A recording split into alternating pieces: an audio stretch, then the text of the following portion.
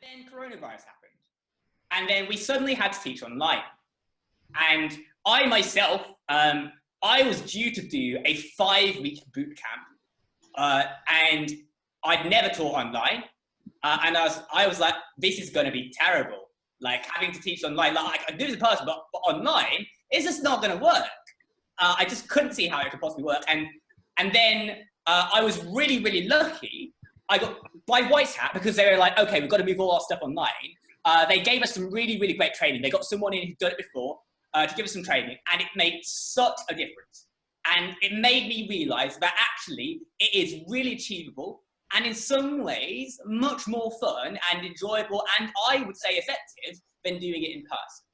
So I actually personally, I've gone from the position where I was like, those 5 weeks are going to be a disaster. That was where I was. And now I actually think those 5 weeks are better than the equivalent 5 weeks I did in person. So that's where this is kind of coming from. I want you to give you some of those, like, in this kind of 40-minute session, some nuggets, which can make it really kind of helpful for you to think about when teaching online. And these are things which, so I hope they're going to be very practical. And I recently have been interviewing for another software engineering coach at White Hat. I've had to sit through some remote lessons, and all these things which I'm going to go with you right now are things I desperately wish these people had done. Because frankly, sitting through their lessons, sometimes it was like quite painful. So I'm hoping you're going to get lots of like useful things away from that. So I'm sharing my screen. So that's the question we're going to answer. What's different about remote teaching?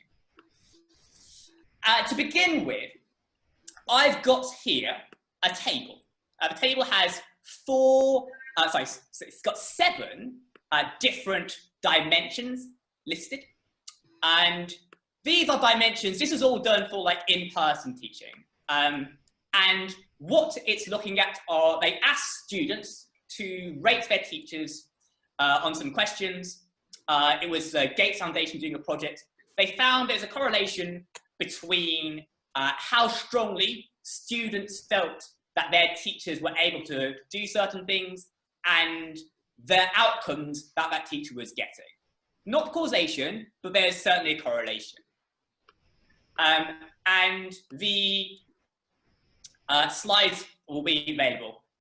The thing which I'm really interested in thinking about across these 7 dimensions, which seem to be important in some sense of teaching, I want us to think about how might these feel different online versus in person. Will it be harder? Will it be easier? Will it be about the same? We're going to do a short exercise. We're going to go through each one of these. I want you to signal, so ideally webcams if you've got them on. If you haven't got your webcam, then you can put something in the chat. The webcam will be nice and easiest and quickest. I'm going to focus on one. I want you to think, do you think this will be about the same in ease online? Will it be harder online? So kind of down, it's more difficult to achieve. I think it's harder to do this. Or up, I think I can do this better online. So kind of about the same, harder online, or easier online. So starting with care. Is the visual feedback it's about the same to care online? Is it harder to care, or is it easier? So I'm seeing some about the same, some down. It looks like it's there's a couple of ups, but I think I'm seeing mostly down and about the same. So we're going to go for control. Control, do you think it's going to be about the same, easier, harder? I'm seeing more ups this time, some about the same, still a couple of downs. So this is, yeah, so some downs, some ups, some about the same. So that's more of a mixed picture. Thank you. Clarify, about the same, easier, harder. I see a few about the same, a couple of ups, a couple of harders. This one seems to be averaging out as about the same. Challenge, about the same, easier, harder. I'm seeing some harders in the chats, some about the same visually, more harders. So it looks like it's next harder, but a lot of about the same, thank you. Captivate, about the same, easier, harder. I'm seeing lots of harder, some, lots about the same, a couple of easiers, but this looks like it is another net harder. Confer, about the same, easier, harder. Hardest coming through in the chat, some thumbs down. There's a couple of easiers, not many about the same here. So this one looks like people have, like, everyone's got a strong opinion on. Okay, that's really interesting, but more hard than easier, thank you. And finally, consolidate, about the same, easier, harder. And it's kind of some about the same, a lot of harders. Yeah, more harder than about the same. So that one's kind of harder. Great, thank you. So what we're seeing there is some of them feel like we've got a mixed response to some of them. Some of them were kind of like not sure. Some of them they were kind of clear strengths of feeling. And I think what this shows is that like teaching online is a complicated picture. Like lots of things are changing. There's not a clear, straightforward, oh, it's all different in one clear way. It's a very different way of interacting. So different things feel slightly different. So I really want us to kind of delve into that. So we don't have time to go through all of these right now. So I'm interested in focusing on 4 in particular. And the 4 which I'm interested in focusing on are care, confer, captivate, and consolidate. And the reason why I'm going to focus on these is because I think there's the most practical stuff which you can take away to implement in all of these. So what's going to happen in a moment is you're going to be put back into your breakout groups. You're going to have 10 minutes to discuss the similarities and differences between these. There's this link here, take share notes. What that looks like here is there's a Google Doc. This link, which is public, which everyone can comment on. In your breakout groups, you're going to be responsible for your group numbers page. So if your breakout room 2, you're responsible for group 2. I'm putting this link in the Zoom chat now. Chris, can you tell me how many groups or how many breakout rooms there were? There are 8. There are 8, okay. I will add 4 more of these. And what I would like you to do in your groups is discuss and fill in this table. So you're discussing care, for example, here, and those are the statements that make it up. What do you think are the similarities between remote versus face-to-face? What do you think are the differences? And then in each group, make sure you're filling in the table. So you might have an appointed note taker. You might divide it up. That's up to you.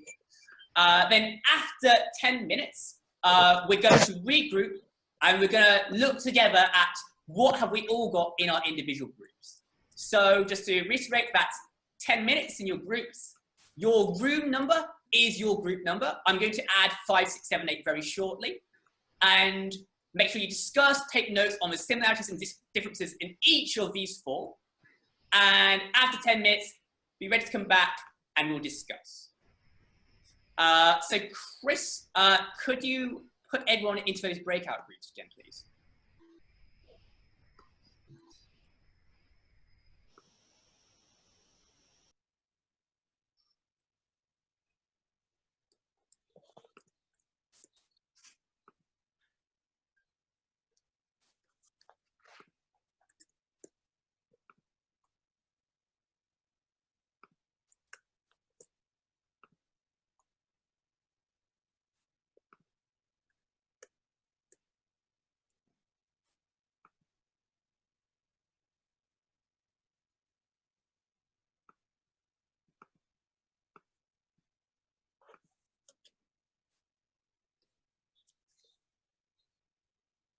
I know that that was, I'm sure you know, lots of great conversations I've heard. It feel kind of quite sadly cut short. But I think there is some really, really great stuff, which is like, I can see on the kind of docs. So I'm going to share my screen just so we can like briefly kind of scroll through and see what we've kind of got there. In group 1, noticing that similarities kind of like in terms of effort and input people still trying, and you can still do one-to-one, like through breakout rooms or whatever. I think there's lots of like interesting stuff here. The emotional connection, because obviously, you're just going through a screen, right? And it's harder to relate to someone through a screen, certainly. And you miss out on certain signals because even if you've got a webcam, you haven't got the same total access to body language. You might miss certain cues. Group conversations can be harder. I think this is a sort of something which I'd certainly see on Zoom. There's that sort of like, okay, whose turn is to speak? So if you all speak, it just doesn't work, and it feels more stilted. So some great stuff from group one. I'm going to stick ahead to group two for Captivate. Still got presentation sections, and still difficult to make lessons interesting and relevant. I think this is a really interesting one because that is something which is common, rightly, to both in-person and remote. Then the things which are harder, it's harder to see evidence of people kind of zoning out because there's just the, it's easier to lapse into that single, I'm just speaking, and kind of nobody is like responding, whereas in the classroom you can kind of see people like physically nod off perhaps. There is a lot, I think on the whole, I saw there's similar themes emerging. Like things I heard was this idea of like webcams are kind of restricted because not all students will have webcams, and even if they do, like maybe not the best view. So there's a lot of common barriers which I think we are recognizing.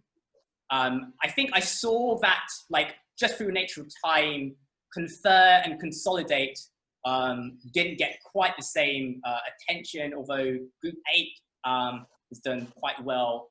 Confer. Things which are interestingly harder is more difficult to spot quiet students,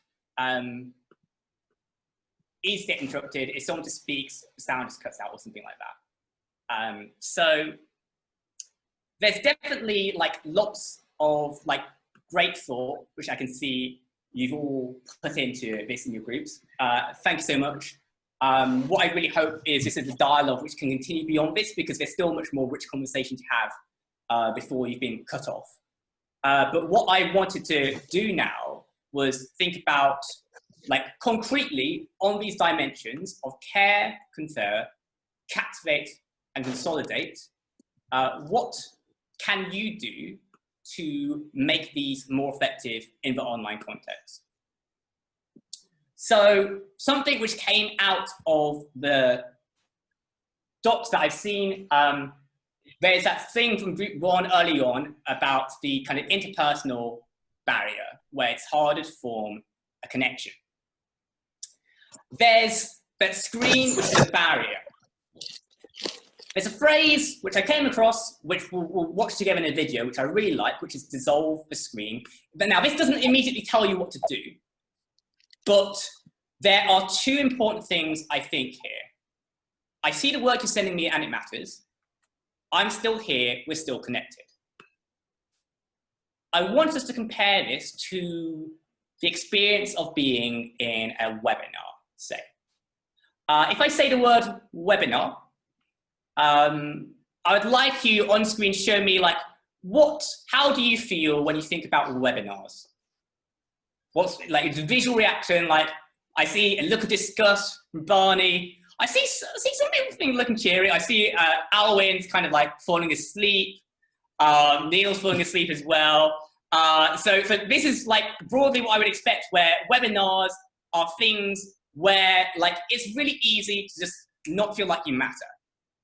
You sit there, and frankly, it doesn't seem like that person cares if you engage. And actually, you can get away with just like, as I would do in a webinar, you're on Chrome elsewhere, and it makes no difference because you don't matter is the signal that's sent out. And when we do remote teaching, this is an association we're battling against. So it's important to be mindful of that context of a webinar, which is just totally uninteractive. And think, well, what can we do to try and dissolve that screen so it feels like less of a webinar? So what we're going to do now is I'm going to play a video. It's going to last for about 3-4 minutes. And we're going to see a video of someone who's a teacher. It's not specifically a coding teacher. And he's recorded himself. I want you to think about what is this person doing that is dissolving the screen, so to speak. And I want you to post thoughts in the Zoom chat as they come to you whilst we're watching this video. So I'll play this video, you'll see some stuff. We're not going to watch the whole thing. If you see something which you like, I want you to post it in the Zoom chat. I'm going to stop sharing so I can reshare with sound. Share computer sound.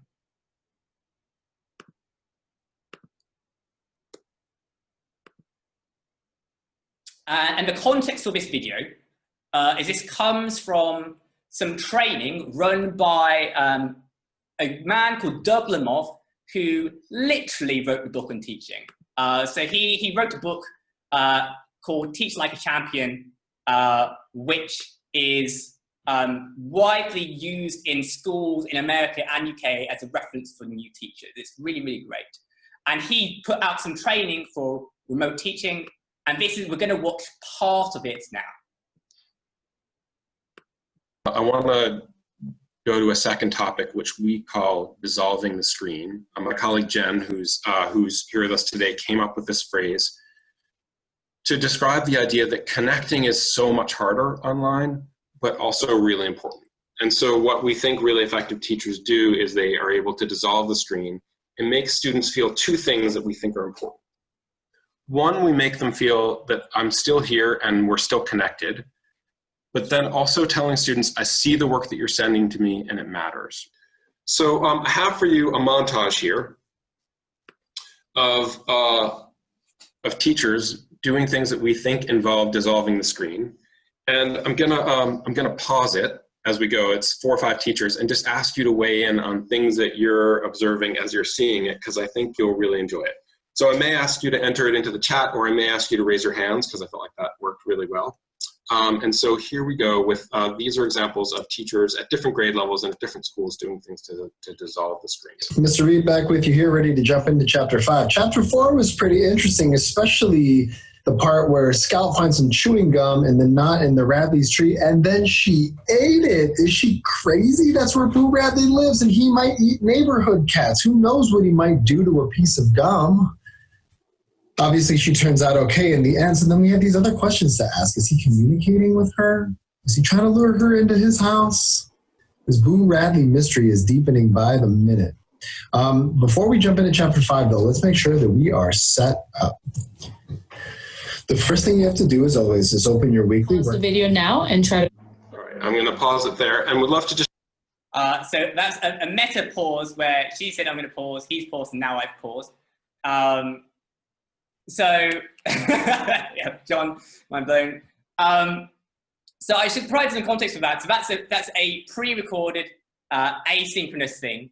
And the things which kind of came out for that, so I can see Chris talking about emphasis in speech, Bob, rhetorical questions, Evelyn looking directly into the camera. So I think all of these things are super, super important. The emphasis in speech is really, really important because it's so easy in a webinar to fall asleep, right? Because there's this monotonous drain. But you emphasize, it keeps it exciting, keeps it interesting, because sort of subconsciously, there's this idea here, monotonous becomes very predictable. It's very easy to be like, right, okay, I know what's coming next, I'm just not interested, blah, blah, blah.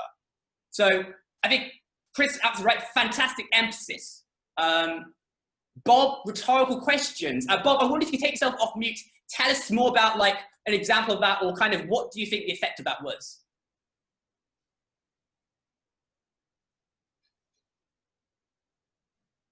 Sorry. Yeah, I guess the effect is to get the students sort of thinking on their own terms, so they're not passive listeners. They're actively thinking about the topic, not drifting off. Yeah, great. Thank you, Bob. Like, I think rhetorical questions, exactly like Bob says, are great for that because they spark that engagement, and especially in that particular context of recorded video, it's really like a good way of igniting thinking. Evelyn, looking directly into the camera. Evelyn, can you take yourself off mic and mute? Take yourself off mute and tell us like what difference do you think that makes? Yes, I think this is one I'm really guilty of not doing. I'm too looking at the screen instead of looking at the camera, but it almost makes it feel like you're making eye contact with the people that you're speaking to. So rather than just watching a screen or somewhere else, you're looking at them, and it makes them feel more engaged in return. Thanks, Evelyn. I completely agree. This is something which, it's sometimes difficult with setup, but it makes a massive difference. Like, I know sometimes I see people in meetings and they're like this because they have camera over here, their main monitor's there. And I'm like, are you like, do you care that I'm here? It's just like, if you're in a physical meeting and you got someone like that, it's just like, what's going on? So it makes massive difference to me, I know. So I think it makes a massive difference to our students when we're engaging with them. And then something else which I also really found powerful in that video was the presence he creates, where it's through the voice. It's like, I feel like I'm in a room. I feel like there's a physical presence. And that, I think, is something which can't be understated in the context of remote delivery, because it's so two-dimensional, it's so flat. When you can create that sense of physical presence with your energy, like they feel like they're in a room with you, that's really, really powerful. And I think John's just put something which is really great there, it's physical framing. So that's this idea of there's this frame where your eyes are roughly 2/3 up, you're quite central, you're up, you're straight. So I think it's another great point which John said, because through that focus, there's that physical frame which that teacher had. He's a very clear focus of attention. I think at points he was even breaking out of the frame at the top, right? He was really up in the camera. Like often you see folks, obviously looking through the pictures here, there's a range of people are sat at a range of distances. They have their heads in a range of places in the frame, but he was really right up there, very physically engaged with what was happening. Yeah, thank you, John. I love that. It's that I think goes back to that physical sense where it's kind of like dominating the screen, not in a bad way. It's sort of like, look, I am here, and that's that presence which is created. So I think that's really, really fantastic comment, John. Thank you. We're going to go back to these slides now, and I want you to think about. I've been trying, maybe successful, maybe not, but trying to model this idea of dissolving the screen. I'd be interested in your reflections, what do you think I have done so far, which has dissolved the screen? If you have thoughts, put it in the Zoom chat, please. So what have you seen so far in this? It's been 35 minutes, but you've spent 10 minutes. What have I done to dissolve the screen? So Chandra says, I paused the video to engage, which is right. So there's that kind of stopping, where you kind of jolt people back to look, here we are, tension. Daniel, energetic speech pattern. And I think that's really important as well. Thank you, Daniel, because it's so easy to come and feel really flat when you're sitting there. And when you have someone who's injecting energy into you through their presence, I think that's really, really helpful. Armored hand movement. Yeah, I completely agree. Again, because it's sort of as a teacher in a classroom, I'm very physical. I move around. And this idea to behind a desk, you can't be physical. But actually, I am very, very movement oriented. And actually, I think that really helps, again, to create that sense of energy. John, Zoom chat, that's a good way to get participation, because again, that breaks that webinar focus, where webinars just you sit there, nothing happens. Zoom chat show that actually they can input. And on top of that it matters that you acknowledge that input. That it makes a difference that John has put that in. I've directly acknowledged it. I care that John is here. I've looked at what he said. It makes a difference to me. And then Barney, again, reaching out input.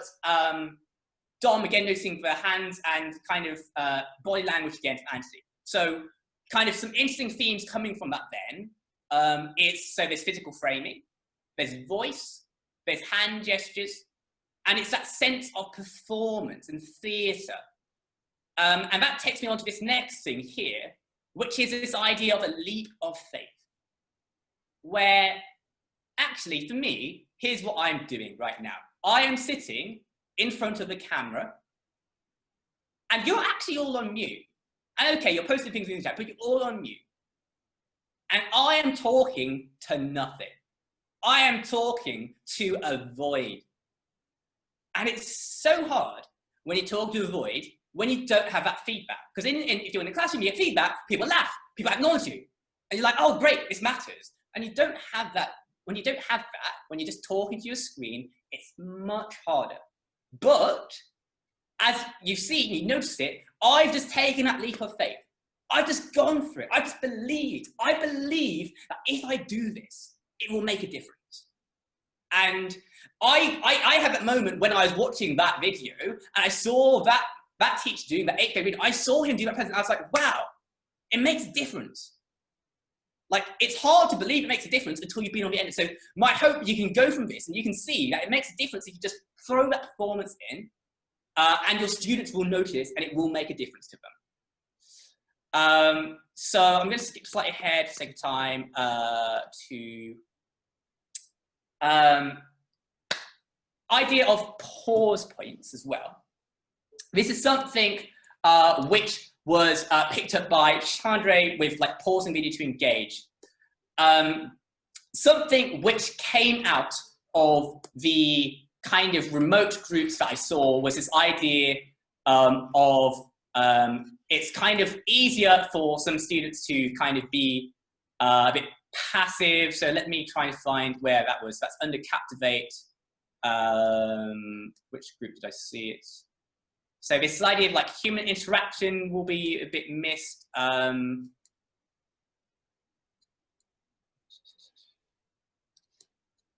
think I'll pick up on this idea. Yeah, I'll build on harder to see how everyone's doing. Yeah, let's focus on that. So because whoever kind of was in that group who wrote that comment, could you take yourself off mute and talk to us a little bit about this?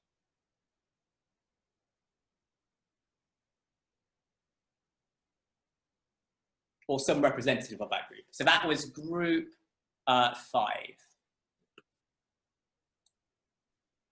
can't remember if that was me that said that or not, actually. So if it was someone else and you've got something else to say on this, like, please butt in and take over from me. But I think, yeah, depending on the software that you're using for this, if you can see the webcam, you can get a sense from faces how people are doing, but you can't necessarily see what tools they're using. So where you might have walked around the classroom, I forget whose example it was, actually one student had been using Safari while the rest were on Chrome, and that was the reason for something not working. And in the classroom you would have picked up on that quite quickly. I'm thinking this might have been a different example because it doesn't fit within Captivate, but just little things like that, just being able to check in on your students essentially. Yeah, thanks, Evelyn. So the harder to check in, hard to see how they're doing. There's lots of obstacles they might have. Like there's something which isn't working, we can't easily see. We can't easily see what's going wrong. We can't easily see what they're stuck on. And that makes it more important than ever to find ways to get information from them. To be, as a big contrast to that classic webinar, where a classic webinar is you're actually getting no information.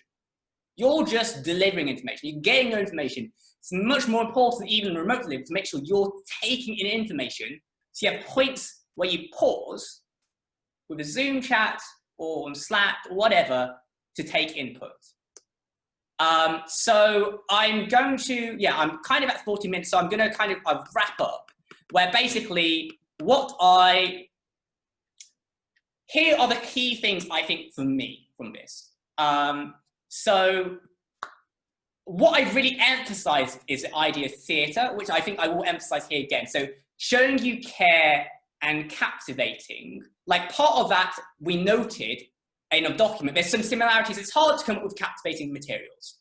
Like in terms of planning a good lesson, which is interesting, engaging, it's similarly difficult online and in person. There are things you can do on top which make a massive difference.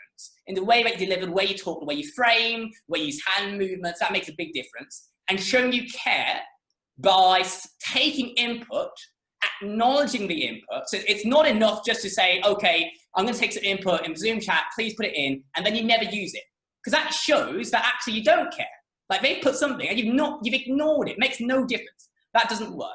So these things, showing you care and captivating, they are hard, They're peculiarly hard online. They can be done. You've got to think about dissolving the screen, just having a mindset of like, right, there's a barrier I need to overcome, and take a leap of faith.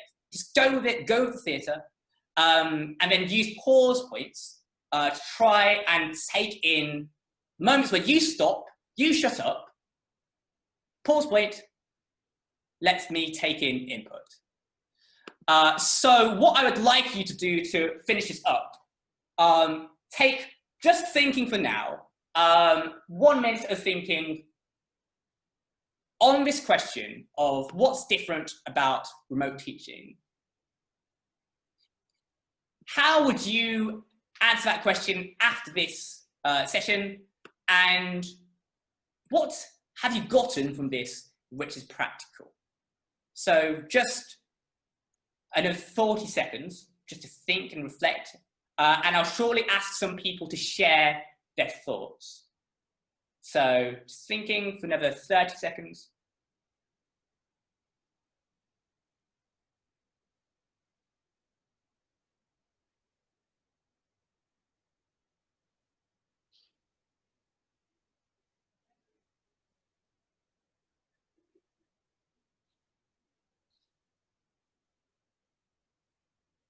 Another 10 seconds.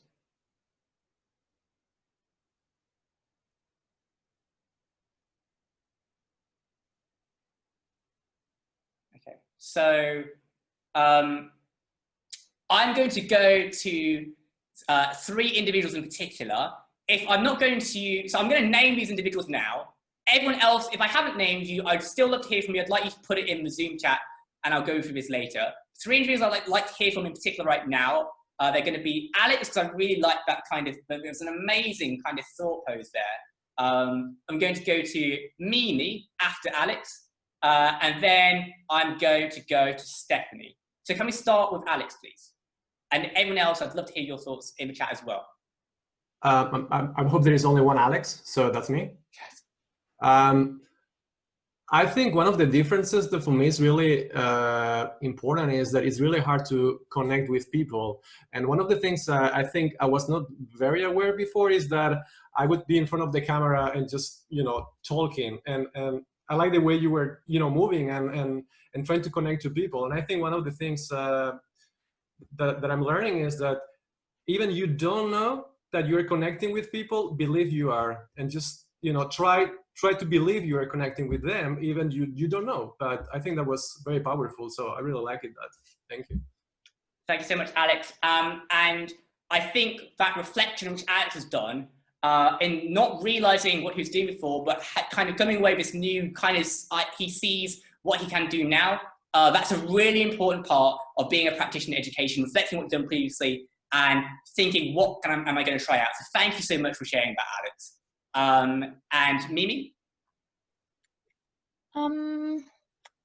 Yes, so I mean, when you're teaching or presenting, like the 2 main important aspects are the content of what you're teaching and the delivery. And I guess we've been talking about the delivery. That's a bit like harder to have a good delivery over Zoom. Like there's all that like body language, eye contact that's missing, the instant feedback that you get from people that they're understanding what you're saying. So we're working around that. It's been maybe a bit difficult, especially if people have their cameras off. And also what I found myself doing during the PD classes, I'm just reading off the script, what I prepared, because it's just easier. Whereas if I were to present in person, I would prepare that material and be more like natural when presenting, but it's just so much easier to read it off the script.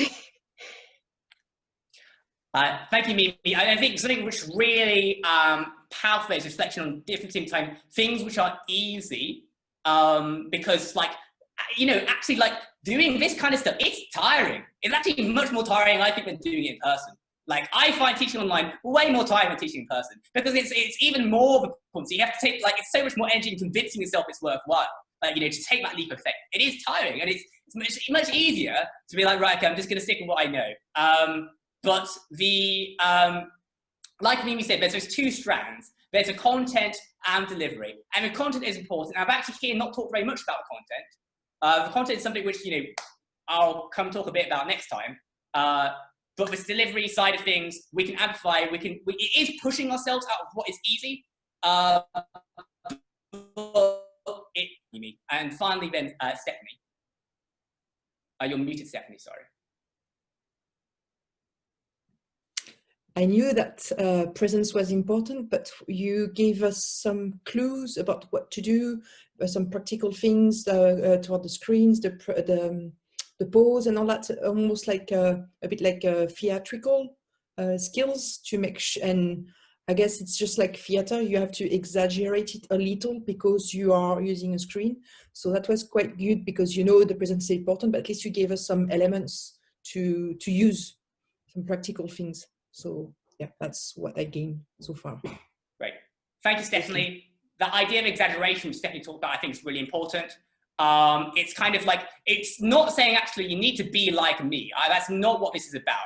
This is about finding the things in yourself which you can amplify. And I'm not saying you must copy me, you must be exactly like me. It wouldn't work for some of you because that's just not authentic to who you are. But about finding the things within yourself where you can express and and have more of that kind of energy and exaggerating those parts. So it's not necessarily physical movement. For me, it's physical movement because I move around the class. But find out what within you, what is your core, I'm going to exaggerate that. So thank you so much for sharing that, Stephanie. And I will wrap that up there. Thank you very much for your attention.